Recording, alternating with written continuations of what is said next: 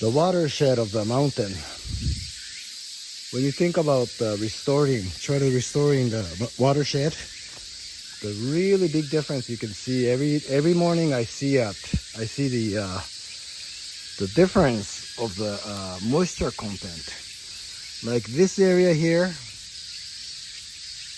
is very, very moist, although we have no rain. And this is every morning.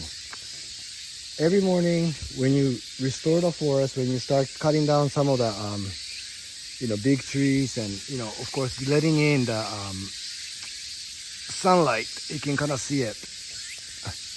Right over here is all bright area, and of course you keep the nice small trees, and of course you maintain and you take care of the forest in the right way. You're not chopping down everything that you see. You're not doing that.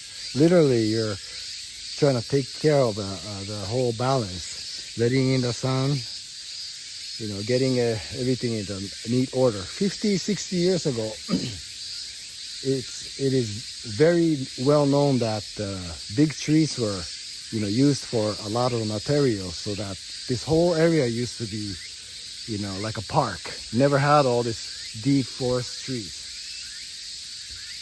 As you can see, all this cleared out, area have brighter sunlight, plus a lot more lots of moisture. All this, moisture is present every morning. This dune is really, really significant. Whereas if you look at the other side, deeper, forest where there's lots of trees and no sunlight, you can kind of see that everything is dry. Soil is drier too. It's really significant. When you come out to this more open area, more cleaned area, soil is really nice, moist. There's all kind of moisture every single morning, every single day. It is so obvious that the dryness and the moisture difference is way, way too obvious. When you look at some of the soil here, you can kind of see that the soil is starting to revive too. You see all this tiny microalgae, and I'm sure a lot of the microbes are starting to get active in there too. Yeah, it's starting to hold up a lot of water inside of the soil. So when we focus on getting the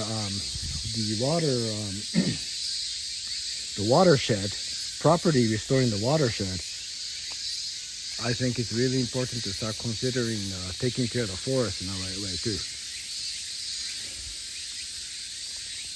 One of the big trees, such as the ones that's maybe the same size, it has the same thickness as their waist. That kind of size tree is probably 50 years old and older.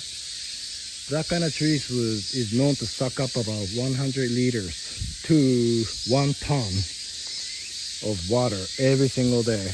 And at the same time, it does not just pull up the water and vaporize into the air. It's known to block the sunlight.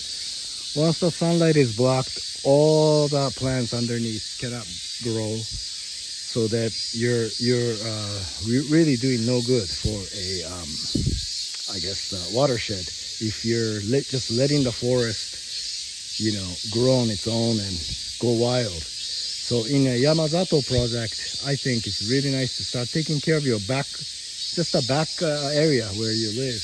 And if everybody does the same thing, I think you're in for a good thing.